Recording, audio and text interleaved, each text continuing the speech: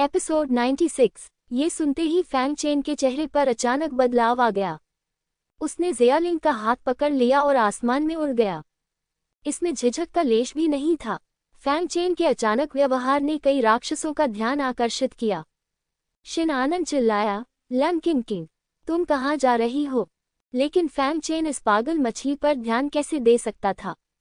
ये सब उसकी वजह से ही था कि वह राक्षसों के स्रोत को इकट्ठा करना जारी नहीं रख सका। दूसरे पक्ष का जीवन या मृत्यु उसका कोई काम नहीं था। ये देखकर कि फैंग चेन ने उसे नजरअंदाज कर दिया, शिनान क्रोधित हो गया। उसे लगा कि उसकी गरिमा को बहुत बड़ी चुनौती दी गई है। लेकिन इससे पहले कि वह क्रोधित हो पाती, अचानक धरती हिल गई और मैग्मा पुनः हिलने लगा।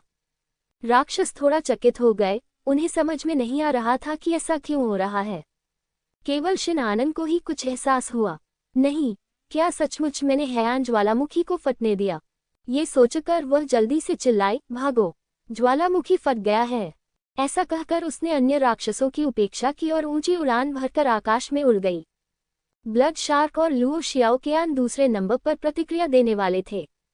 मन की शांति, तुम पागल हो। दोनों राक्षसों ने अनन को श्राप दिया और ज्वालामुखी के निकास की ओर भाग गए। तभी अन्य समुद्री राक्षसों ने प्रतिक्रिया व्यक्त की। यद्यपि उनमें बुद्धिमत्ता विकसित हो गई है, फिर भी स्तर 6 के सायरन की बुद्धिमत्ता अभी भी पर्याप्त नहीं है। इसलिए उन्होंने प्रतिक्रिया करने से पहले 1 या 2 सांसें लेने का इंतजार किया और घबराहट में गड्ढे की ओर भाग गए। धमाका! सबसे पहले गर्म लहर चली और उसकी गति इतनी तेज थी कि मोर्चे पर भाग रहे फैंग चेन भी इससे प्रभावित हुए। इसके तुरंत बाद मैग्मा अधिक से अधिक बेचैन हो गया और हर जगह विस्फोट जारी रहे और छलकता हुआ मैग्मा 10 फीट ऊंचा हो गया। लेकिन जल्द ही मैग्मा पुनः शांत हो गया।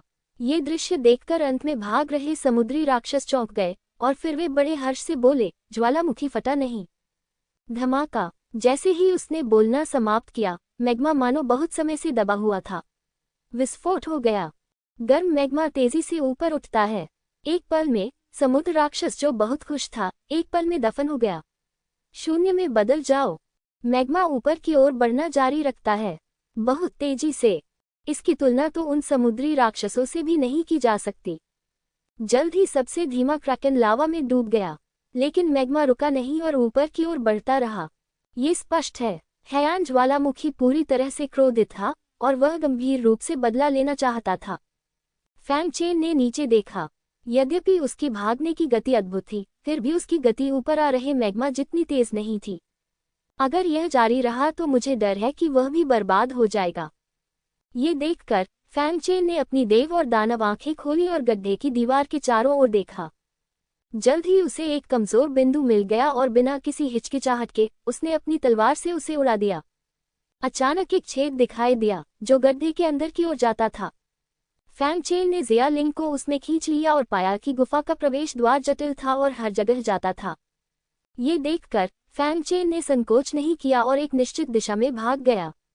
शिन आनन फॉर्म चेन का पीछा कर रहा था और उसने फॉर्म चेन को गुफा के प्रवेश द्वार से भागते हुए देख लिया। वह बहुत खुश हुई और अपने पीछे खड़े आत्मिक मछली कबीले के राक्षसों से बोली, मेरे पीछे आओ। फिर वह सीधी गुफा के प्रवेश द्वार में भाग गई। अन्य क्रैकेन जनजातियों ने भी इसका अनुसरण किया। ब्लड शार्क और लुओ जियाओकेयान ने भी शिन आनन को गुफा में भागते हुए देखा और एक के बाद एक उसका पीछा किया। यह उनके बचने की एकमात्र उम्मीद है। बेशक वे इसे नहीं छोड़ सकते। जब शिन आनन गुफा के प्रवेश द्वार में दाखिल हुआ तो उसने पाया कि फॉर्म चेन गायब हो गया था। गुफा के प्रवेश द्वार का आंतरिक भाग जटिल है तथा चट्टान की दीवार आध्यात्मिक चेतना को अलग थलग करने का प्रभाव डालती है। यहाँ तक कि वह अब फैंग चेन की स्थिति को लॉक नहीं कर सकती थी। आत्मा मछली जनजाति एक के बाद एक गुफा के प्रवेश द्वार में भाग गई। ब्लड शार्क, लुओ शियाओकेयान और अन्य राक्षस उनके पीछे पीछे आ रहे थे। नीचे का मैग्मा पहले से ही उनके बहुत करीब है और यह गुफा का प्रवेश द्वार ही उनकी एकमात्र आशा होगी।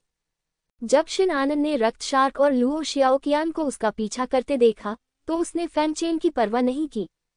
2 राक्षसों से घिरने से बचने के लिए उसने शेष बचे आत्मा मछली राक्षसों को ले लिया और एक निश्चित दिशा में भाग गई। ब्लड शार्क और लुओ शियाओकेयान अपने कबीले के लोगों को गुफा के प्रवेश द्वार से भागने के लिए प्रेरित कर रहे थे। वे अभी अभी अंदर आए हैं और अभी तक उन्होंने सांस भी नहीं ली है। धमाका! मैग्मा आकाश में ऊपर उठा और तुरंत गुफा के प्रवेश द्वार पर भर गया। सौभाग्यवश मैग्मा की प्रभाव गति बहुत तेज थी और वह गुफा के प्रवेश द्वार में नहीं गिरा। जहां तक बाहर के अन्य जातीय समूहों के समुद्री राक्षसों का सवाल है, मुझे डर है कि वे सभी इस विस्फोट में मर जाएंगे। ब्लड शार्क और लुओ शियाओकियान को अंततः ये देखने का समय मिला कि कितने राक्षस बचे थे, लेकिन जब उसने पलटकर चारों ओर देखा तो उसके हाव भाव अत्यंत भद्दे थे। इस बार उनके द्वारा लाए गए सायरन की संख्या आधी कर दी गई। ये अपने राक्षस कुल के सबसे प्रतिभाशाली कुलीन लोग हैं और वे अपनी मानसिक शांति के कारण यहाँ मारे गए। मन की शांति। दोनों राक्षस इतने क्रोधित हुए कि वे उसे टुकड़ों में काटने से खुद को रोक नहीं सके। धमाका। अचानक धरती जोर से हिली। दोनों रक्त शार्क राक्षसों ने नीचे देखा और उनके भाव काफी बदल गए। मैंने नीचे अचानक प्रकाश देखा, जो तेजी से ऊपर उठता हुआ मैग्मा था। टहलना। दोनों राक्षस तेजी से चिल्लाए और बचने का मौका तलाशते हुए एक गुफा में भाग गए। फैंग चेन ज़ियालिंग के साथ जल्दी से भाग गया। उनके पीछे मैग्मा उमड़ रहा था। इसकी गति इतनी तेज थी कि अगर फैंग चेन ने भागने की पूरी कोशिश भी की तो उसे केवल इस बात की गारंटी थी कि वह पकड़ा नहीं जाएगा। वह शापित मछली, वह स्वयं ही कोस रहा था और राक्षसी स्रोतों को एकत्रित कर रहा था, लेकिन वह उससे भ्रमित था। लेकिन इस समय वह उसे चाहे जितना डांटे, ये सब बेकार था। सबसे महत्वपूर्ण बात यह थी कि पहले उसकी जान बचाई जाए। यही बात अन्य समुद्री राक्षसों पर भी लागू होती है, जो लगातार इस जटिल गुफा से होकर भागने का रास्ता खोजते रहते हैं। क्योंकि गुफा बहुत जटिल थी, कई समुद्री राक्षस जल्द ही अलग हो गए और अपनी जान बचाने के लिए भाग गए। कुछ समुद्री राक्षस बहुत बदकिस्मत होते हैं। जब उनके पीछे लावा होता है तो सामने भी लावा होता है। वे पीड़ा से चीखते हैं और लावा में डूब जाते हैं, और पृथ्वी की पपड़ी लगातार हिल रही है। इसके कारण कुछ गुफाएं ढह गईं और नई गुफाएं उत्पन्न हो गईं। फैंग चेन ने कई बार मैग्मा से घिरने से बचने के लिए अपनी गति और अनुभव का सहारा लिया। अनजाने में ही वह हैयान ज्वालामुखी में गहराई तक प्रवेश कर चुका था। इस समय भी मैग्मा तेजी से पीछे से उसका पीछा कर रहा था। फैंग चेन गंभीर दिख रहा था। अगर वह इसी तरह भागता रहा तो वह हमेशा मैग्मा से घिरा रहेगा। लेकिन अब उसे कोई बेहतर रास्ता नहीं सूझ रहा था। धमाका। अचानक सामने कंपन हुआ। जब फैंग चेन ने चारों ओर देखा तो उसका चेहरा थोड़ा बदल गया। मैग्मा उसके सामने प्रकट हुआ। वह चारों ओर से घिर गया। उसने जल्दी से चारों ओर देखा और कोई कमजोर जगह ढूंढने की कोशिश की। उसने सचमुच उसे पा लिया। आगे कुछ ही दूरी पर एक कमजोर जगह थी। उसने जरा भी संकोच नहीं किया और उसे तोड़ने के लिए तलवार लेकर उसके पास पहुंचा। जैसे ही वह नीचे जाने वाला था, नीचे से गर्मी की एक लहर आई। ये फैंग चेन के चेहरे पर लगा और उसे चोट लगी। उन्होंने ध्यान से देखा तो पाया कि वहां मैग्मा भी नीचे आ रहा था। धक तेरी की, वह बदसूरत लग रहा था। वह एक मृत अंत में था, लेकिन वह घबराया नहीं और तत्काल ही उसके हाथ में आध्यात्मिक प्रकाश की चमक के साथ भाला प्रकट हो गई। उसके पास एक और मौका था जुआ खेलने का। उसने शर्त लगाई कि अमुक स्थान पर बहुत अधिक मैग्मा नहीं है और यदि तात्कालिक भाला वहां से गुजर सके तो भी वह बच सकेगा। लेकिन यदि जुआ गलत हुआ तो उसे मैग्मा में भेज दिया जाएगा। वह संभवतः गंभीर रूप से घायल हो गया होगा, यदि मर नहीं गया होगा। जैसे ही वह सोच रहा था, उसके बगल में ज़ियालिंग ने अपनी नाक थोड़ी सी हिलाए और कहा, मास्टर, नीचे जाएं। फैंग चेन आश्चर्यचकित था। आप अधिक और कम गंध महसूस कर सकते हैं। बेशक उन्होंने ये सवाल नहीं पूछा और उनके पास पूछने का समय भी नहीं था। बिना किसी हिचकिचाहट के उसने तत्काल भाला सीधे नीचे फेंक दी। तत्काल भाला तुरंत नीचे मैग्मा में डूब गई। उसी समय आगे और पीछे के मैग्मा ने भी हमला किया। फैंग चेन ने ज़ियालिंग को अपनी बाहों में ले लिया। उसकी अभिव्यक्ति भारी थी। धमाका। मैग्मा ने तुरंत ही फैंग चेन की स्थिति को जलमग्न कर दिया। उसी समय हैयान ज्वालामुखी के बाहर चारों ओर का तापमान भयावह स्तर पर पहुंच गया और उसी समय धरती हिलने लगी और विशाल लहरें आसपास की ओर बढ़ने लगीं। अगले ही पल धमाका। हैयान ज्वालामुखी फट गया। मैग्मा स्तंभ आसमान में उछल गया। ये हजारों मील दूर गहरे समुद्र से सीधे फटा, आसमान में उछला। गड़गड़ाहट। समुद्र का पानी और मैग्मा एक हो गए और अचानक धुआं उठने लगा, यहाँ तक कि आसमान भी आग की तरह लाल हो गया। हिंसक ऊर्जा आसपास के वातावरण में फैल गई। आसपास के जलपरियों को पता ही नहीं चला कि क्या हो रहा है और वे उबलते समुद्री पानी की भाप से सीधे समुद्र की सतह पर तैरने लगे। इस समय पूरा समुद्री क्षेत्र उबलते हुए गर्म बर्तन की तरह था, और जो कोई भी इसमें प्रवेश करता वह मर जाता। ज्वालामुखी फटने के बाद सिर्फ आधी अगरबत्ती। गहरे समुद्र में 3 प्रेत तेजी से पास आए, और वे 3 स्तर 8 सायरन थे। जू बाइजे, लुओटियान कियान, जिन लिशा। जब तीनों जलपरियों ने हैयान ज्वालामुखी को फटते देखा तो उनकी भौहें तन गईं। क्या वह जाग गया? जू बाइजी ने कहा। अन्य 2 राक्षसों के भाव भी काफी तीव्र थे। वह लगभग 10,000 वर्षों से सो रहा था, वह अचानक क्यों जाग गया? शिन लिशा ने थोड़ा भौहें सिकुड़ी। ये ठीक इसलिए था क्योंकि वह जानती थी कि जूनियर की लड़ाई के कारण वह व्यक्ति नहीं जागेगा, इसलिए वह निश्चिंत महसूस कर रही थी। लुओ तियानकियू ने व्यंग्य किया, तो क्या हुआ अगर वह जाग गया? उसे उस अस्तित्व ने सील कर दिया था जिसने दानव सागर के निचले चट्टान क्षेत्र को विभाजित किया था और इसे 2 क्षेत्रों को अलग करने के लिए एक स्तंभ के रूप में इस्तेमाल किया था। जब तक 2 क्षेत्र एक में विलय नहीं हो सकते, वह बच नहीं पाएगा। लेकिन हमारे 3 जनजातियों के उन लड़कों के लिए जीवित वापस आना शायद बहुत कठिन है। जू बैच ने कहा। उसे बुरा नहीं लगा, क्योंकि उसके कई उत्तराधिकारी थे, इसलिए कुछ मौतें कोई मायने नहीं रखती। केवल शिन लिशा ने थोड़ा सा भौहें सिकुड़ी। वह मन की शांति को बहुत महत्व देती है और उनकी केवल एक बेटी है। यदि वह मर जाता है तो ये बहुत बड़ी क्षति होगी, लेकिन उसकी हिम्मत नहीं हुई कि वह हैयान ज्वालामुखी में प्रवेश कर सके। वह बहुत ताकतवर है। अगर वह उसका ध्यान आकर्षित करती है, तो मुझे डर है कि वह भी यहीं रहेगी। यद्यपि वह व्यक्ति सीलबंद था, परंतु दूसरा पक्ष बहुत शक्तिशाली था। लेकिन वह ज्यादा चिंतित नहीं थी। शिन अन्नान का भाग्य अद्भुत है, और उसके पास स्वयं द्वारा दिया गया जीवन रक्षक जादुई हथियार है, इसलिए वह इतनी आसानी से नहीं मरेगा। जहां तक अन्य सायरन प्रोडिजीज का प्रश्न है, उसे इसकी परवाह नहीं थी कि वे जीवित हैं या मृत। ज्वालामुखी अभी भी फट रहा है, और मैग्मा भूमि को ढक रहा है, मानो वह एक नया महाद्वीप बनाने की योजना बना रहा हो। ऐसा लग रहा था कि जू बेजे यहाँ ज्यादा समय तक नहीं रुकना चाहती थी, और उसने कहा, तुम दोनों, चूंकि वह बच नहीं सकता, इसलिए मैं पहले वापस जाऊंगी। भट्टी में गुप्त क्षेत्र खुलने वाला है, और मुझे कुछ तैयार करने की जरूरत है। लुओ तियानकी अब और नहीं रुकना चाहता था और बोला, मैं वापस जाना चाहता हूँ और सोना चाहता हूँ। दोनों राक्षसों को इस बात की कोई परवाह नहीं थी कि उनके सभी वंशज नष्ट हो गए हैं या नहीं। यदि वे इच्छुक हों तो वे 100 वर्षों के भीतर हजारों संतानें पैदा कर सकते हैं। तुरंत ही दोनों राक्षस चले गए, केवल शिन लिसा ही वहां रह गई। लेकिन वह ज्यादा देर तक वहां नहीं रुकी और कुछ देर बाद ही आह भरते हुए चली गई। शिन आनंद जीवित बच पाएगी या नहीं, यह उसके अपने भाग्य पर निर्भर करता है। टकराना। फैंग चेन तत्काल भाला के स्थान पर दिखाई दिया। मैग्मा उसके सिर के ठीक ऊपर से निकला, तेजी से ऊपर की ओर चला गया, और 2 अन्य मैग्मा से टकरा गया। लेकिन उसने रुकने की हिम्मत नहीं की और आगे दौड़ता रहा। गुरुजी, मुझे राक्षसों के स्रोत की गंध आ रही है। इस समय जिया लिंग ने कहा। ये सुनकर फैंग चेन ने कहा, अब आपकी जान बचाना महत्वपूर्ण है। लेकिन जिया लिंग एक पल के लिए हिचकिचाया और फिर कहा, राक्षस का स्रोत बहुत समृद्ध है। फैंग चेन ये झेंग मजबूत। कितना मजबूत? जिया लिंग ने कहा, स्वाद की समृद्धि को देखते हुए राक्षस स्रोतों के लगभग 10,000 समूह होने चाहिए। लगभग 10,000 रेजिमेंट। फैंग चेन हॉर्न उठा। उन्होंने इस राक्षसी स्रोत को पहले भी देखा था, और लगभग 30 समूह अगले ताओवादी छिद्र को खोल सकते थे।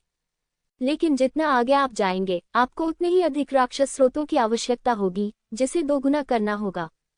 दानव स्रोतों के 100 से अधिक समूहों ने उसे तलवार दानव के शरीर पर अधिकतम 2 ताओवादी छिद्र खोलने की अनुमति दी, और उसे जिया लिंग को भी हिस्सा देना था। आखिरकार दूसरे पक्ष ने इस बार उसकी बहुत मदद की थी।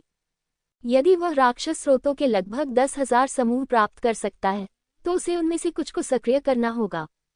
मैं तो उन्हें अपनी उंगलियों पर भी नहीं गिन सकता। कहाँ? बिना किसी हिचकिचाहट के उसने सीधे पूछा। मैं तुम्हें रास्ता दिखाने के लिए यहाँ हूँ, जिया लिंग ने कहा। अच्छा। वे दोनों एक ही दिशा में चले गए। जिया लिंग के मार्गदर्शन में फैंग चेन ने जटिल गुफा में प्रवेश किया। अजीब बात यह है कि अब यहाँ कोई मैग्मा नहीं है, और ऐसा लगता है कि विस्फोट समाप्त हो गया है। लेकिन समय समय पर होने वाले हिंसक कंपन ने फैंग चेन को बता दिया कि बाहर की आपदा अभी खत्म नहीं हुई है। अब बाहर जाने का मतलब है कि कोई आंतरिक सुरक्षा नहीं है। कुछ ही देर बाद फैंग चेन एक विशाल स्थान पर पहुंचा। यद्यपि यहाँ मैग्मा सर्वत्र मौजूद है, फिर भी तापमान बहुत स्थिर है और पहले जितना गर्म नहीं है। उसने चारों ओर देखा और धीरे धीरे आगे बढ़ गया। अचानक एक लाल परछाई टिमटिमाती हुई फैंग चेन को ढूंढती हुई उसके पास आ रही थी। लेकिन फैंग चेन पहले से ही सतर्क था और जब उसने लाल छाया को आते देखा तो उसने हाथ बढ़ाकर उसे काट दिया। आपके हाथ की हथेली तलवार में बदल जाएगी, उस लाल छाया को आधा काट दो। फैंग चेन ने ध्यान से देखा तो पाया कि यह एक छोटी छिपकली थी। ये छिपकली पूरी तरह से लावा की तरह लाल होती है, इसकी पूंछ पर एक छोटी सी लौ जलती रहती है और इसके दांत तीखे होते हैं।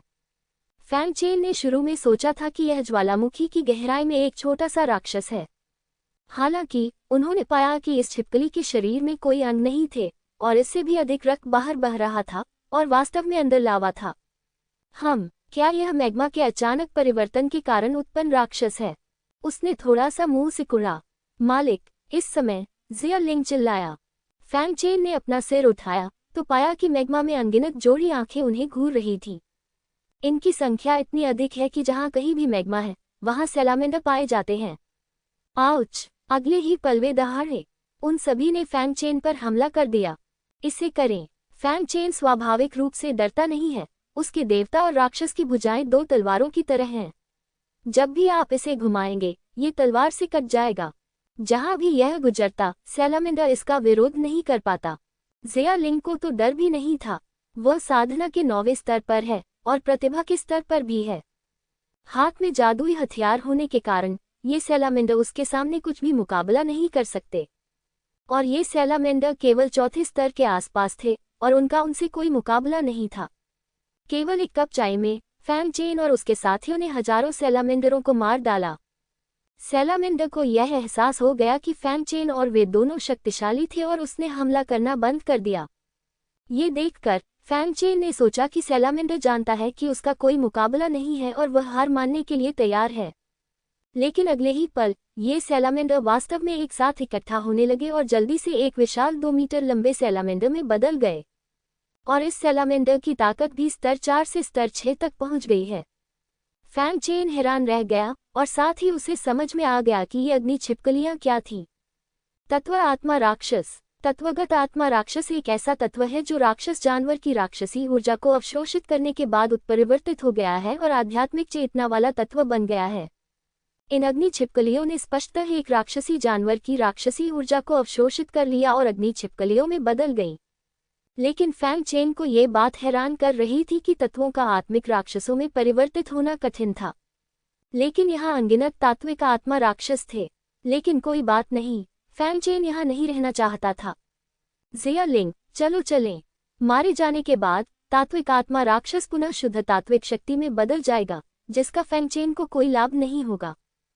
फैंग चेन स्वाभाविक रूप से लाभ के बिना समय बर्बाद नहीं करेगा। दोनों राक्षस के स्रोत की ओर भागते रहे, लेकिन फैंग चेन समय बर्बाद नहीं करना चाहता था और स्तर 6 अग्नि छिपकली उसे ऐसा करने नहीं देगी। फैंग चेन को भागते देख वह दहाड़ता हुआ उसके पीछे भागा। पीछा करने के दौरान छोटी छोटी अग्नि छिपकलियां लगातार उसमें समाती रहीं, जिससे उसकी शक्ति नंगी आंखों से देखी जा सकने वाली गति से बढ़ती गई। कुछ ही दर्जन सांसों में ये स्तर 6 के शिखर पर पहुंच गया। ये देखकर फैंग चेन की भौहें थोड़ी सिकुड़ गईं। अगर उसे 7वें स्तर तक पहुंचने दिया गया तो ये बड़ी मुसीबत होगी। ये सोचते हुए वह रुका और बोला, ठीक है, चलो मैं तुम्हारे साथ अपनी नई जादुई शक्ति का प्रयोग करके देखता हूँ। उसने जिया लिंग से कहा, तुम आगे जाओ और मेरा इंतजार करो। हाँ, जिया लिंग ने सिर हिलाया और आगे बढ़ना जारी रखा। जिया लिंग को जाते देख फैंग चेन ने कहा, सुनहरा अंडा। सुनहरा अंडा बच निकला, फैंग चेन की छाती से होकर गुजरा और एक सफेद वज्रगंडे में बदल गया। एक व्यक्ति और एक पशु सीधे स्वर्ग की दिव्य शक्ति में प्रवेश कर गए। इसी समय अग्नि छिपकली भी 6ठे स्तर के शिखर पर पहुंच गई, जो 7वें स्तर में प्रवेश करने से केवल एक कदम दूर थी। फैंग चेन ने कहा, गोल्डन एग, ये चाल आजमाओ।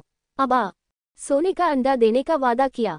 फैंग चेन ने तलवार चलाने की मुद्रा बना ली और उसके पीछे वज्रपंख प्रकट हुए और उन्मत्तता से फड़फड़ाने लगे और बिजली चमकने लगी। सुनहरा अंडा गड़गड़ाहट में बदल गया और तुझी दानव तलवार को घेर लिया। तलवार, वज्र और 2 अक्षर वाले दावपात उसके पीछे प्रकट हुए और उसके शरीर में दिव्य और राक्षस दावपात भी शानदार प्रकाश में फट गए। उसी समय अग्नि छिपकली ने भी हमला कर दिया। दहाड़ते हुए और फैंग चेन पर आग उगलते हुए उसके तीखे पंजों ने हमला कर दिया। ये बहुत तेज था और पलक झपकते ही यह फैंग चेन से केवल 10 फीट दूर था। इस समय फैंग चेन ने अपनी आंखें खोली। सचमुच उन आंखों में बिजली चमक रही थी।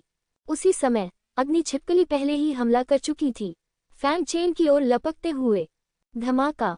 फैंग चेन ने तलवार निकाली, बिजली की चमक की तरह। अगर ज़ियालिंग वहां होती तो वह अपने सामने केवल सफेद चमक देख पाती। अगले ही पल फैंग चेन का शरीर वहां से गायब हो गया और वह पहले से ही 10 फीट दूर था। उसके साथ एक वज्रपात भी आया और इस वज्र ने अग्नि छिपकली की छाती को छेद दिया। दिव्य शक्ति के उन्नयन के बाद यह नया किलिन दानव थंडर तलवार वार है। इस हमले के लिए फैंग चेन ने केवल 50% शक्ति का उपयोग किया। किलिन दानव थंडर तलवार की शक्ति को महसूस करते हुए फैंग चेन बहुत संतुष्ट था। ऐसी शक्ति के साथ यदि इसे पूरी ताकत से प्रयोग किया जाए तो प्रारंभिक अवस्था में एक गुरु के लिए भी इसका प्रतिरोध करना कठिन हो जाएगा। कौन? फैंग चेन ने अचानक एक निश्चित दिशा में देखा। उसे एक निश्चित अस्तित्व की जासूसी का आभास हुआ, परंतु जब उसने इधर उधर देखा तो उसे कोई जीवित प्राणी नहीं मिला। इससे उसकी भौहें थोड़ी सिकुड़ गईं, क्योंकि उसके दिव्य और राक्षसी शरीर की संवेदनाएं इस समय गलत नहीं हो सकती थीं। लेकिन वास्तव में वहां कोई बुद्धिमान प्राणी नहीं था। इस समय चारों ओर अधिक से अधिक अग्नि छिपकलियां थीं और वे फिर से विलीन होने लगीं। हालांकि फैंग चेन हैरान था, लेकिन उसने और अधिक रुकने की हिम्मत नहीं की और उस दिशा में चला गया जिस दिशा में ज़ियालिंग भाग गया था। हालांकि अग्नि छिपकलियों ने लगातार पीछा किया और मार डाला, लेकिन इससे पहले कि वे छठे स्तर के राक्षस में विलीन हो जाते, वे फैंग चेन के साथ बिल्कुल भी तालमेल नहीं रख सके। फैंग चेन ने उनके विलय का फायदा उठाकर सीधे ही ज़ियालिंग को नहीं पकड़ पाया। लेकिन जब वह ज़ियालिंग के पास पहुंचा तो उसने देखा कि सैकड़ों विशाल सुनहरे टोड उसे घेर रहे हैं। हालांकि ज़ियालिंग ने 9वें स्तर पर पूछा, ये सुनहरे टोड बेहद अजीब थे। उनकी जीभें चाबुक की तरह होती हैं, जो न केवल बहुत लचीली होती हैं, बल्कि अत्यंत शक्तिशाली भी होती हैं। ज़ियालिंग उनमें से एक का विरोध कर सकती थी, लेकिन उसके लिए उन सभी का विरोध करना थोड़ा मुश्किल लग रहा था। इसके अलावा वे सहयोग करना जानते थे। ज़ियालिंग को घेर लिया और उसे भागने का कोई मौका नहीं दिया। ज़ियालिंग को बस कुछ ही सांसें लेनी पड़ी, इससे पहले कि वह खुद को संभाल सके। ये देखकर फैंग चेन अपने हाथों में भगवान और दानव के 2 दिव्य हथियार लेकर प्रकट हुआ और 2 तलवारों से वार किया। ये भगवान और दानव का क्रॉस स्लैश था। क्रॉस स्लैश ने एक ही स्थान पर सभी स्वर्ण टोडों को मार डाला। फैंग चेन ने कहा, बाहर आओ। फैंग चेन को आते देख ज़ियालिंग बहुत खुश हुई। वह जल्दी से खाई की ओर भाग गई, लेकिन जब वह उस खाई से केवल 10 फीट दूर थी तो उसने पाया कि वह हिल नहीं सकती। सिर घुमाकर उसने पाया कि एक सुनहरे मेढक की जीभ उसके पैर को कसकर पकड़े हुए थी। उसने उसे काटने के लिए तुरंत अपनी तलवार घुमाई, लेकिन इस देरी के कारण यह अंतराल सुनहरे टोडों से घिरने वाला था। इसी समय लेवल 7 के शुरुआती चरण में एक सुनहरा टोड ज़ियालिंग के पक्ष में आया। उसने अपना मुंह खोला। एक भयानक ऊर्जा जल्दी से इकट्ठा हुई। ज़ियालिंग की ओर छिड़काव। एक विशाल आग का गोला तुरंत बना और हिंसक रूप से ज़ियालिंग की ओर बढ़ा। ये दृश्य देखकर ज़ियालिंग का चेहरा निराशा से भर गया, लेकिन इस महत्वपूर्ण क्षण में एक लंबा भाला कई सुनहरे टोडों को भेदता हुआ ज़ियालिंग के बगल से गुजर गया। जिस समय वह बुझने वाला था, अंतरिक्ष मुड़ गया और फैंग चेन ज़ियालिंग के बगल में प्रकट हुआ। मालिक! ज़ियालिंग दंग रह गई। मुझे उम्मीद नहीं थी कि फैंग चेन उसके लिए सुनहरे टोडों के घेरे को तोड़ने का जोखिम उठाएगा। तुम्हें पता है, ये टोड बेहद अजीब हैं, अगर ग्रैंड मास्टर भी घिर जाएं तो बचना मुश्किल होगा। फैंग चेन ने कुछ नहीं कहा। उसकी नज़र 7वें स्तर के सुनहरे टोड द्वारा छिड़के गए आग के गोले पर टिकी थी। मास्टर, आप स्वयं जाइए, ज़ियालिंग ने कहा। ऐसी स्थिति में अब उसके पास कोई आशा नहीं बची थी। फैंग चेन अभी भी नहीं बोला और दानव शील्ड को बुलाया। दानव ढाल ने अपना मुंह चौड़ा कर लिया जब वह प्रकट हुआ। इस विशाल आग के गोले को निगलने का इरादा रखते हुए आग का गोला तेजी से भागा। दानव ढाल पर बमबारी की। टकराना। दानव शील्ड ने आग के गोले की ऊर्जा को पागलपन से निगल लिया, लेकिन यह विशाल आग का गोला बहुत शक्तिशाली था। दानव शील्ड के पास इसे रोकने का कोई तरीका नहीं था। ये तो सीधे उड़ा दिया गया। शेष ऊर्जा ने ज़ियालिंग पर हमला किया। ये देखकर ज़ियालिंग पूरी तरह से हताश हो गया, लेकिन इस समय फैंग चेन ने उसकी बांह पकड़ ली और उसे अपनी पीठ पर खींच लिया। इसलिए फैंग चेन को आने वाले आग के गोले का सामना अकेले ही करना पड़ा। उसकी यह हरकत देखकर जिया लिंग अविश्वास से भर गया। तुम्हें पता है, वह सिर्फ फैंग चेन की गुलाम है। भले ही उसकी नाक अच्छी होती, फिर भी वह फैंग चेन को उसे बचाने के लिए ऐसा जोखिम नहीं उठाने देता। फैंग चेन को नहीं पता था कि जिया लिंग क्या सोच रहा था। इस समय उसके पास जादुई हथियार बुलाने का कोई समय नहीं था, इसलिए वह केवल तत्काल भाला ही घुमा सकता था। लेकिन वह इस शॉट का विरोध कैसे कर सकता था। अंत में शेष ऊर्जा ने फिर भी फैंग चेन को मारा। सौभाग्यवश उस महत्वपूर्ण क्षण में उसने अपनी जादुई शक्ति को कवच में बदल दिया और अधिकांश शक्ति को अवरुद्ध कर दिया। यद्यपि उसके शरीर से अभी भी खून बह रहा था, लेकिन उसे गंभीर चोट नहीं आई थी, और इस बची हुई शक्ति से फैंग चेन ने सीधे जिया लिंग को बाहर फेंक दिया। उसे गैप से बाहर फेंक दिया। जब अंतराल लगभग बंद होने वाला था, जिया लिंग बाहर उड़ गया, लेकिन फैंग चेन इसमें घिरा हुआ था। सुनहरे टोडों ने अब जिया लिंग को नहीं, बल्कि फैंग चेन को घेर लिया। जब अंतराल बंद होने वाला था, उसने देखा कि अनगिनत सुनहरे टोडों की जीभें फैंग चेन के चारों ओर लिपटी हुई थीं। एक बार वह कसकर उलझ गया। फैंग चेन निश्चित रूप से मर जाएगा। मालिक, जिया लिंग उत्सुकता से चिल्लाया। उसने उम्मीद नहीं की थी कि फैंग चेन उसे बचाने के लिए ऐसा करेगा। जैसे ही वह तेजी से वहां पहुंचने वाली थी, एक लंबे भाले ने सुनहरे टोड के घेरे को भेद दिया। अगले ही क्षण फैंग चेन की आकृति चमक उठी और वह अपने पूरे शरीर पर चोटों के साथ बाहर आ गया। जिस क्षण उसने जिया लिंग को बाहर फेंका, सभी सुनहरे टोडों की जीभें उसे फंसाने के लिए तैयार थीं। सौभाग्यवश उसने महत्वपूर्ण क्षण पर तत्काल भाला फेंक दी, इसलिए वह बच निकला। हालांकि वह अभी भी सुनहरे मेढक की जलती हुई जीभ से घायल हो गया था। सौभाग्य से उसका शरीर काफी मजबूत था और उसके पास खुद की रक्षा के लिए कवच में बदलने की दिव्य शक्ति थी, इसलिए इस चोट का ज्यादा प्रभाव नहीं हुआ। वह रुका नहीं और थंडर विंग्स उसके पीछे प्रकट हुए, जिया लिंग की पतली कमर को पकड़कर एक दिशा में भाग गए। सुनहरा टोड उसे घेरता रहा, लेकिन वह फैंग चेन के सामने कोई मुकाबला नहीं कर सका, जो तेज गति से भाग रहा था, और जल्द ही दूर फेंक दिया गया। रास्ते में फैंग चेन को अन्य तात्विक आत्मा राक्षसों का भी सामना करना पड़ा। सौभाग्यवश उसकी भागने की गति सचमुच अद्भुत थी और वह इन तात्विक आत्मिक राक्षसों की प्रतिक्रिया करने से पहले ही उनके पास से निकल गया। अज्ञात समय तक भागने के बाद फैंग चेन और अन्य लोग एक छिपी हुई गोभी गुफा में आ गए। जब उन्होंने देखा कि कोई भी दैवी आत्मा उनका पीछा नहीं कर रही है, तो उन दोनों ने राहत की सांस ली। मास्टर, क्या आप ठीक हैं? लेकिन राहत की सांस लेने के बाद जिया लिंग ने बड़ी चिंता के साथ फैंग चेन को देखा। फैंग चेन ने भी अवचेतन रूप से उसकी ओर देखा। इस समय उसे याद आया कि वह अभी भी जिया लिंग को कसकर पकड़ रहा था। क्योंकि रास्ते में अक्सर तात्विक आत्माएं उन पर हमला करती थी, इसलिए घायल होने से बचने के लिए उसने जिया लिंग को कसकर पकड़ लिया। इस समय वे दोनों लगभग एक दूसरे के करीब आ गए थे, जितना करीब वे हो ही नहीं सकते थे। जब वे अपना सिर घुमाकर एक दूसरे की ओर देखते तो वे एक दूसरे की आंखों में खुद को देख सकते थे। जिया लिंग की शुद्ध और कुछ हद तक शर्मीली पानी भरी आंखों को देखते हुए फैंग चेन ने जल्दी से जिया लिंग को छोड़ दिया। उसका चेहरा भी थोड़ा लाल हो गया था। हालांकि अब वह नौसिखिया नहीं था, फिर भी उसने शायद ही कभी किसी लड़की को इतनी कसकर गले लगाया हो। इसके अलावा जिया लिंग की आंखें बहुत शुद्ध और पानीदार थीं, जिससे लोगों को यह एहसास हो रहा था कि कल्पना एक पाप है, जिससे फैंग चेन थोड़ा हैरान हो गया। जिया लिंग पीछे नहीं हटा बल्कि आगे बढ़ा। उसने फैंग चेन की बांह पकड़ ली और उत्सुकता से पूछा, मास्टर, क्या आप घायल हैं? ये लेवल 7 राक्षस का हमला था। भले ही स्वामी अद्वितीय प्रतिभाशाली हो, वह घायल हो जाएगा। लेकिन फैंग चेन ने अपना हाथ हिलाया और कहा, चिंता मत करो, सब ठीक है। दानव कवच ने उसका आधा भाग रोक दिया था तथा वहां दिव्य शक्ति कवच भी था। यद्यपि उसने मुंह भर खून थूका था, परंतु उसका दिव्य शरीर अत्यंत शक्तिशाली था तथा उसके भागने से बहुत पहले ही स्वस्थ हो चुका था। ये देखकर कि मास्टर वास्तव में ठीक थे, जिया लिंग को राहत मिली। फैंग चेन ने पूछा, हम वहां से कितनी दूर हैं? जिया लिंग की नाक थोड़ी सी हिली और उसने कहा, ये बहुत करीब है, लगभग कुछ 1000 फीट दूर।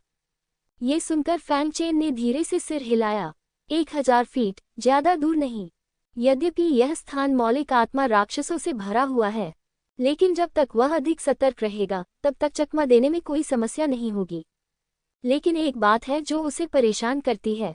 उसे हमेशा ऐसा महसूस होता रहा है कि रास्ते में उसकी जासूसी की जा रही है, लेकिन चाहे वह कितनी भी जांच कर ले, वह दूसरे पक्ष का अस्तित्व नहीं पा सकता। क्या मैंने गलत समझा? जो इस तरह से उस पर जासूसी कर सकता है, वह उसकी पहुंच से बहुत दूर होगा। उसके लिए उसे मारना और भी आसान होगा, क्योंकि उसे हर समय उस पर जासूसी करने की जरूरत नहीं होगी। राक्षसी स्रोत प्राप्त करने के बाद सीधे चले जाओ। वह केवल इसी तरह सोच सकता था। लोग पैसे के लिए मरते हैं और पक्षी भोजन के लिए मरते हैं। शैतानी स्रोत उसका भविष्य निर्धारित कर सकता है और उसे उससे लड़ना होगा। उसने अचानक एक निश्चित दिशा में देखा, जहां आध्यात्मिक शक्ति का उतार चढ़ाव हो रहा था, और यह स्पष्ट था कि कोई लड़ रहा था। ये जीवित बचा हुआ समुद्री राक्षस होगा। ये सोचते हुए उसने ज़िया लिंग से कहा, मैं जाकर देख लूंगा, तुम यहीं रहो और मेरे वापस आने का इंतजार करो। हाँ, ज़िया लिंग ने वादा किया। वह जानती थी कि अगर उसने ऐसा किया तो वह बोझ बन जाएगी, इसलिए बेहतर होगा कि ईमानदारी से आदेशों का पालन किया जाए। फैंग चेन बच निकला और ऊर्जा में उतार चढ़ाव के स्थान की ओर चला गया। जल्द ही वह लड़ाई के स्थान पर आ गया और करीब से देखा, ये वही थी। मैग्मा के ऊपर शिन आनन मौलिक सांपों के एक समूह से लड़ रहा था। ये तात्विक सांप केवल 1 फुट लंबे होते हैं, लेकिन वे अत्यंत संवेदनशील होते हैं और इनकी संख्या बहुत अधिक होती है। यहाँ तक कि शिन आनन की शक्तिशाली मानसिक शक्ति भी एक बड़े समूह को एक पल में मार सकती है। लेकिन जल्द ही इस अंतराल को भरने के लिए मैग्मा में नए मौलिक सांप प्रकट होंगे। साथ ही वे लगातार झुलसाने वाला लाल तरल पदार्थ छिड़कते रहे, जो शिन आनन की मानसिक शक्ति को भी नष्ट करने में सक्षम था। भले ही शिन आनन शक्तिशाली है, लेकिन आध्यात्मिक सांपों के इस समूह का सामना करना अभी भी थोड़ा कठिन था। उसने भी घेरे से बाहर निकलने की कोशिश की, लेकिन ये मौलिक आत्मा सांप एक साथ मिलकर बहुत अच्छी तरह से काम करते हैं। एक बार जब शिन आनन घेरे से बाहर निकलने के लिए कदम उठाएगी, तो वह उसके करीब आ जाएगी और उसके पास करने के लिए कुछ नहीं बचेगा। मैं देखना चाहता हूं कि इस बार तुम क्या करते हो। स्वाभाविक रूप से फैंग चेन का उसे बचाने का कोई इरादा नहीं था। जब दूसरा पक्ष इन आध्यात्मिक सांपों द्वारा भस्म कर दिया जाता था, तो वह कार्रवाई करता था और दूसरे मन की बाली को छीन लेता था। कौन है भाई? अचानक शिन आनन ने अचानक अपना सिर घुमाकर उसकी ओर देखा। फैंग चेन को थोड़ा आश्चर्य हुआ। अप्रत्याशित रूप से दूसरी पार्टी घेराबंदी के दौरान भी उसे खोजने में सक्षम थी। यह मानसिक शक्ति सचमुच काफी मजबूत है, लेकिन उसे इसकी भी परवाह नहीं थी। अगर वह पकड़ा भी गया तो क्या होगा, स्थिति नहीं बदलेगी। शिन आनन ने भी देखा कि फैंग चेन ये शो देख रहा है। नहीं, ये लैन किंग होना चाहिए। इस समय फैंग चेन फिर से एक मछली दानव में बदल गया है। ये देखकर कि लैन किंग सबसे पहले भागने वाली थी, शिन आनन बहुत क्रोधित हुई। दूसरे पक्ष ने स्पष्टतः ये देख लिया था और बिना कुछ कहे भाग गया।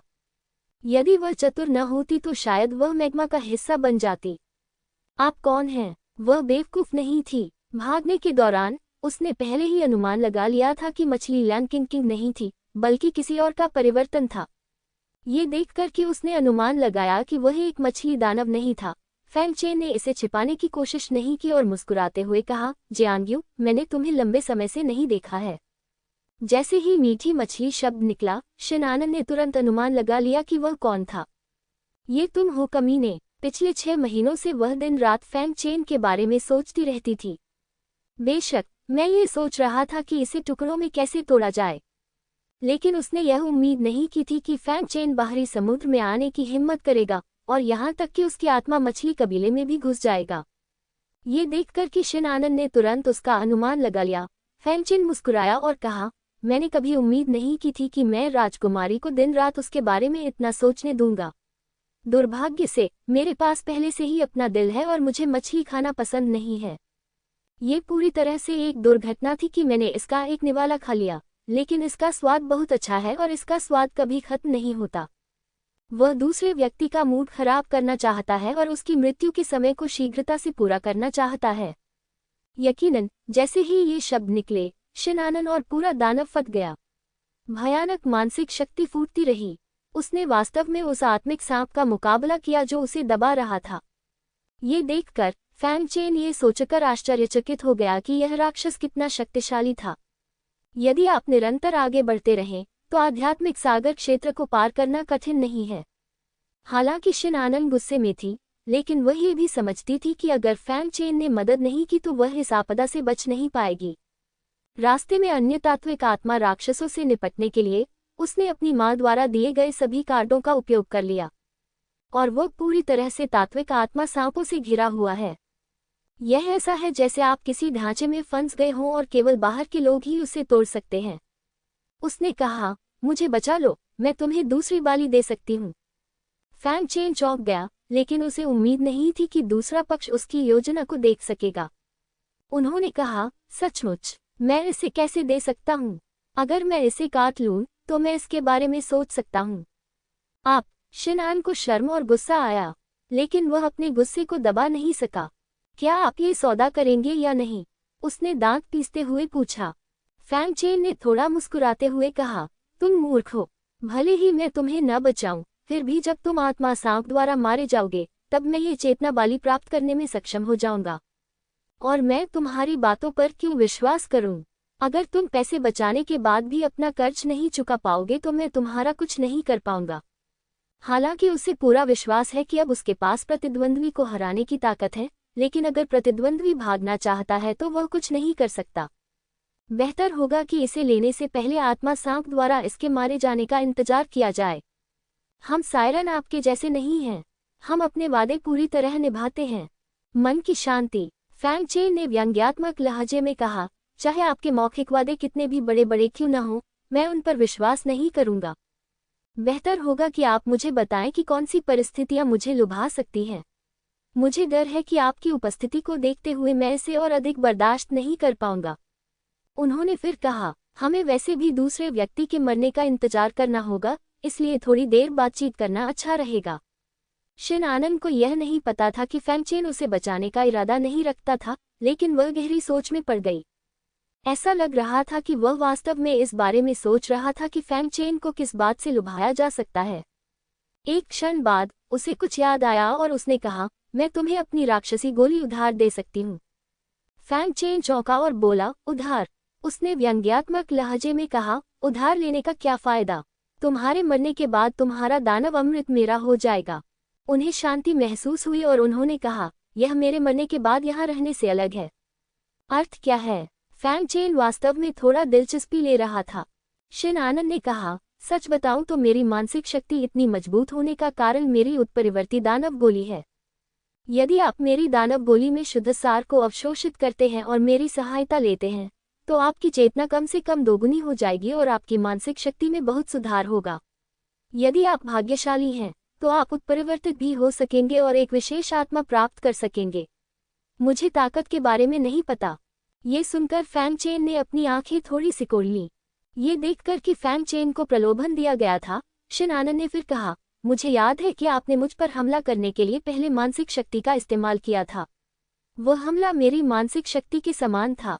मुझे डर है कि आपने इसे मेरी मानसिक शक्ति से महसूस किया है। लेकिन ये तो मेरी मानसिक शक्ति का सिर्फ एक छोटा सा हिस्सा है। मैं भी अपने खून में मौजूद शक्ति को पूरी तरह से विकसित नहीं कर पाया हूँ। एक बार जब आप इसका सार समझ लेते हैं, तो मुझे आपको ये बताने की ज़रूरत नहीं है कि आपको क्या लाभ मिल सकते हैं। मेरे मरने के बाद यह एक मृत गोली होगी। इसका कोई प्रभाव नहीं होगा सिवाय इसके कि यह आपकी साधना को बेहतर बनाए।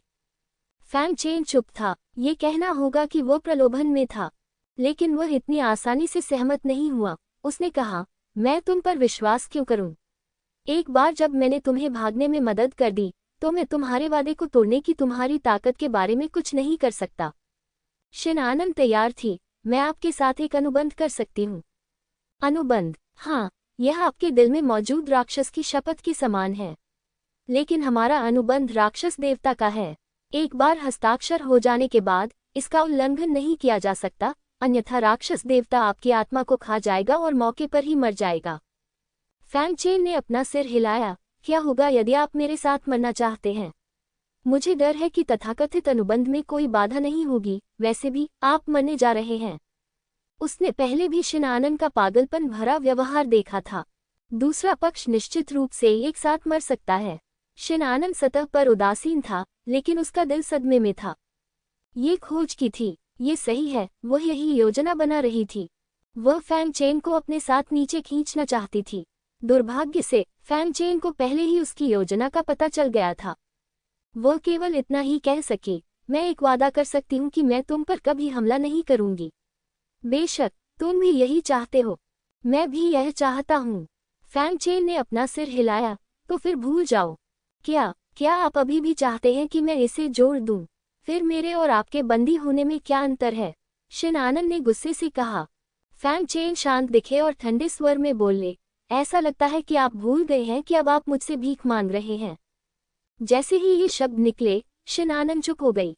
फैंग चेन ने आगे कहा, हालांकि तुम्हारी राक्षसी गोली मुझे बहुत उत्तेजित करती है, लेकिन मैं इसके कारण खुद को रोक नहीं पाऊंगा। मैं तुम्हें मौखिक रूप से वचन दे सकता हूं कि मैं तुम्हें कभी चोट नहीं पहुंचाऊंगा, लेकिन मैं अनुबंध में ऐसा कोई खंड कभी नहीं जोड़ूंगा। शिन आनंद गहरी सोच में पड़ गई। मौखिक वादे और शर्त में कोई अंतर नहीं है। टकराना। अचानक आत्मिक सांप का हमला और भी भयंकर हो गया, मानो उसे एहसास हो गया हो कि शिन आनंद उसे खोने वाली है। अचानक हुए हमले ने शिन आनंद को अचंभित कर दिया और उसकी मानसिक शक्ति द्वारा बनाई गई बाधा भी परत दर परत टूट गई। वह जानती थी कि अब वह विरोध करने में असमर्थ हो जाएगी। ठीक है, मैं तुमसे वादा करता हूँ, उसने जल्दी से कहा। यदि वह अब और हिचकिचाती रही तो उसके पास बचने का मौका भी नहीं होगा। तो फिर एक अनुबंध बनाओ, फैंग चेन ने हल्के से कहा। पहले मेरी मदद करो, मैं अब और नहीं रुक सकता, शिन आनंद चिल्लाया। लेकिन फैंग चेन उदासीन था और दूर से उदासीनता से खड़ा होकर यह सब देख रहा था। ये देखकर शिन आनंद को पता चल गया कि उसे फिर कभी मौका नहीं मिलेगा। इसलिए उसने अब और संकोच नहीं किया और अपनी शेष मानसिक शक्ति को स्वयं की सुरक्षा के लिए एक अवरोधक में बदल दिया। फिर उसने अपनी उंगली काट ली और कुछ करने ही वाली थी कि तभी फैंग चेन की आवाज फिर आई। इस समय फैंग चेन ने कहा, आपको ईमानदारी से आना चाहिए। मैंने राक्षस जानवर और राक्षस देवता के बीच हुए अनुबंध को देखा है। अगर थोड़ा सा भी अंतर हुआ तो मैं वापस लौट जाऊंगा और चला जाऊंगा। जैसे ही ये शब्द निकले, आनंद का शरीर कांप उठा, लेकिन अंत में वह चुप रही और शून्य में एक प्रमंत्र का जाप किया। जैसे ही मंत्र पूरा हुआ, चारों ओर अचानक बहुत सारी बुरी आत्माएं प्रकट हो गईं और पागलों की तरह मंत्र में डूबने लगीं। अंततः एक राक्षस का सिर बन गया। शिन आनंद ने अपने लाल होंठ काटे और उस बारे में बात करना शुरू कर दिया जो उसने फैंग चेन से वादा किया था। एक शब्द बोलिए और आपके मुंह का खून शून्य में तैर जाएगा, रक्त शब्द में बदल जाएगा और राक्षस के सिर में मिल जाएगा। जब सब कुछ कह दिया गया तो दानव देवता की आंखों में खून चमक उठा और अंततः वे खून से सने कागज के टुकड़े में बदल गए। उसने अपना हाथ हिलाया और खून से सना कागज फैंग चेन की ओर उड़ गया।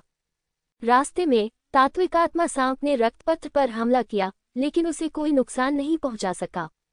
अंततः खून से सना हुआ कागज फैंग चेन के सामने उड़ाया।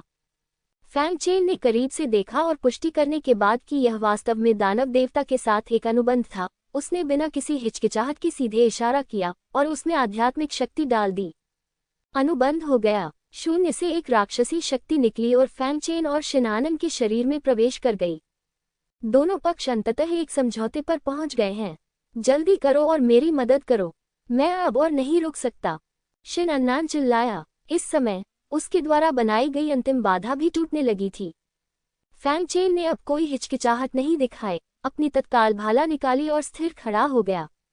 उसके पीछे आकाश को हिला देने वाले वज्रपंख प्रकट हुए और गर्जना के साथ उसने अपनी वज्र भागने की शक्ति का उपयोग किया और दौड़कर ऊपर आ गया। आत्मिक सांप को तुरंत ही आभास हो गया कि कोई आ रहा है। कई आध्यात्मिक सांप मैग्मा से बाहर उड़ गए। फैंग चेन की ओर मार डालो। फैंग चेन ने अपने हाथ में दानव कातिल तलवार पकड़ी और एक ही वार में वार कर दिया, लेकिन उसे ये देखकर आश्चर्य हुआ कि उसकी तलवार आत्मिक सांपों पर गिर गई और वह केवल उन्हें मार सकता था। वे रबर बैंड की तरह होते हैं और उन्हें काटना बहुत कठिन होता है। फैंग चेन को अंततः समझ में आ गया कि क्यों शिन आनंद इतनी शक्तिशाली होने के बावजूद मौत के मुंह में फंस गई। इस तरह के आध्यात्मिक सांप को नियंत्रित करना बेहद मुश्किल है। एक बार घिर जाने के बाद आप वास्तव में कुछ नहीं कर सकते। अचानक कई आध्यात्मिक सांप उसके सामने प्रकट हुए और एक विशाल जाल में बदल गए जो उसे घेरने का इरादा रखते थे। फैंग चेन ने जब ये देखा तो वह बिल्कुल भी नहीं डरा। उसके पीछे के वज्रपंख अचानक उसके चारों ओर लिपट गए और वज्र की एक गेंद में बदल गए। ये थंडर विंग्स की जादुई शक्तियों में से एक है, थंडर फैंटम फ्लैश। आत्मिक सांप द्वारा परिवर्तित विशाल जाल को वह आसानी से पार कर गया और उसे किसी भी तरह से रोका नहीं जा सका। वज्र गेंद चमकी और सीधे घेरे में गायब हो गई और शिनानन के पास आ गई। उसने मन की शांति के साथ योगिनी फैंग चेन को देखा। भले ही वह उसके साथ मरना चाहता था, लेकिन चूंकि अनुबंध तो था, इसलिए जैसे ही यह विचार सामने आया, अनुबंध की शक्ति ने इसे नष्ट कर दिया और वह इस योजना को छोड़ ही सकती थी। कैसे बचें? मन की शांति के साथ पूछें। फैंग चेन ने अपने मुंह के कोनों को थोड़ा ऊपर उठाया और सीधे शिनएन की पतली कमर को जकड़ लिया। पेट भरा होने और कमर को ढकने वाले कपड़ों के अलावा मन को शांति कहीं नहीं मिलती। जब फैंग चेन ने पतली कमर को गले लगाया तो वही जानकर आश्चर्यचकित था कि शिनानन की कमर चिकनी और नाजुक थी और इसे पकड़ना बहुत आरामदायक था, जिससे लोग इसे निचोड़ना चाहते थे। उसकी हरकतों से शिनानन का चेहरा तुरंत लाल हो गया। उसने शर्म और गुस्से से फैंग चेन को घूरते हुए कहा, तुम क्या करना चाहते हो? इस समय वो वास्तव में बहुत घबरा गई थी। तुम्हें पता होना चाहिए कि उसने फैंग चेन को कुछ भी न करने का अनुबंध किया है। यदि फैंग चेन के मन में कोई बुरे विचार आए तो क्या वह ऐसा नहीं करेगी? फैंग चेन मुस्कुराया और कहा, मैं और क्या कर सकता हूँ? बेशक मैं तुम्हें बचा लूंगा। अगले ही क्षण शिनानन को अपने चारों ओर विकृति महसूस हुई और वे दोनों जहां थे वहां से गायब हो गए। शिनानन को केवल रहस्य का एहसास हुआ और उसके चारों ओर का दृश्य तेजी से बदल गया। लेकिन जब वह होश में आई तो उसे यह जानकर आश्चर्य हुआ कि वह उसी स्थान पर पहुंच गई थी जहां पहले फैंग चेन था। दो लोगों को अचानक गायब होते देख आत्मिक सांप को बहुत आश्चर्य हुआ और वह उन दो आकृतियों को ढूंढने के लिए इधर उधर देखता रहा। लेकिन इस समय फैंग चेन ने पहले ही शिनानन को अपनी बाहों में ले लिया था और जिस दिशा से आया था उसी दिशा में भाग गया था। रास्ते में फैंग चेन ने शिनानन के कान की ओर देखा, जहां एक और मन की बाली थी। उसे पता नहीं क्यों, लेकिन जब उसने इस मनमोहक बाली को देखा तो उसे एक टुकड़ा खाने की इच्छा हुई। यह एहसास बहुत अजीब है, जैसे पिछली बार इसका स्वाद चखने के बाद मैं इसकी आदी हो गई हूँ। वैसे भी मैं तुम्हें एक बार काट चुका हूँ, मैं उसे दोबारा काटने की सलाह नहीं दूंगा। शिनानन अभी भी बच निकलने पर खुद को भाग्यशाली महसूस कर रहा है। भले ही उसे एक दुष्ट व्यक्ति ने बचाया था, लेकिन हरी भरी पहाड़ियां बची हुई हैं और अब जलाओ लकड़ी न होने की चिंता करने की कोई जरूरत नहीं है। बस जियो, फिर उसे निश्चित रूप से प्रतिद्वंद्वी को मारने का मौका मिलेगा। उसके दिमाग में कोई गणना नहीं थी, लेकिन अचानक मुझे अपने कान में दर्द महसूस हुआ। किसी समय फैंग चेन आया, उसके कान काटने लगा, उसका चेहरा लाल हो गया। यही बात पूरे नाजुक शरीर पर भी लागू होती है। तुम क्या कर रहे हो? मुझे जाने दो, वह गुस्से से चिल्लाए। काश मैं एक मुक्का मारकर फैंग चेन को मार सकती, लेकिन अनुबंध के कारण वह कुछ भी नहीं कर सकी। फैंग चेन ने ज्यादा देर तक नहीं काटा, उसके कानों पर लगी चेतना की बालियां काट ली और फिर छोड़ दिया। शिनानन के चेहरे पर उसके साथ मरने की चाहत देखकर उसने बिना शर्माए और बिना धड़कते दिल के कहा, तुमने कहा था ये चेतना बाली मेरी है, तो बस मुझे बताओ, मैं इसे तुम्हारे लिए ले आता हूँ। तुम क्यों बात कर रहे हो? तुम मछली खाना चाहते हो, है ना? फैंग चेन ने बहुत दुष्टता से कहा।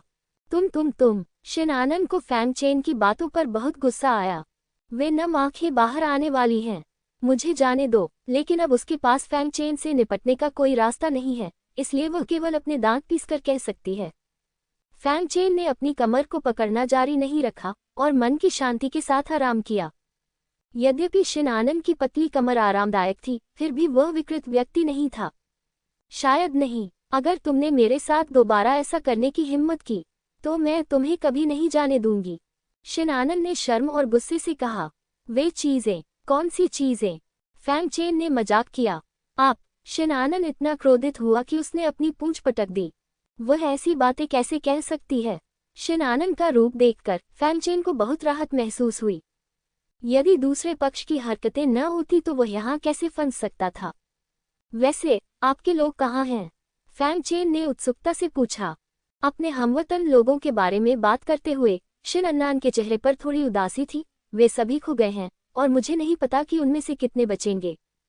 फैंग चेन ने अपनी आंखें घुमाए और कहा, यदि आपने लापरवाही से काम नहीं किया होता तो उन्हें यह अपराध कैसे सहना पड़ता?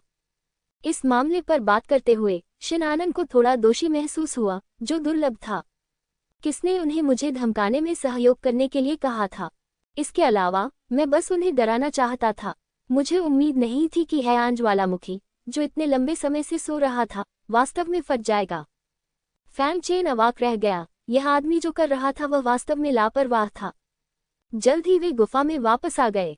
ज़िया लिंग ने पहले ही फैंग चेन और शिनानन की गंध सूंघ ली थी और तुरंत उनका अभिवादन करने के लिए आगे आया। मास्टर, ज़िया लिंग ने कहा। इस समय ज़िया लिंग भी एक योगिनी में बदल गया।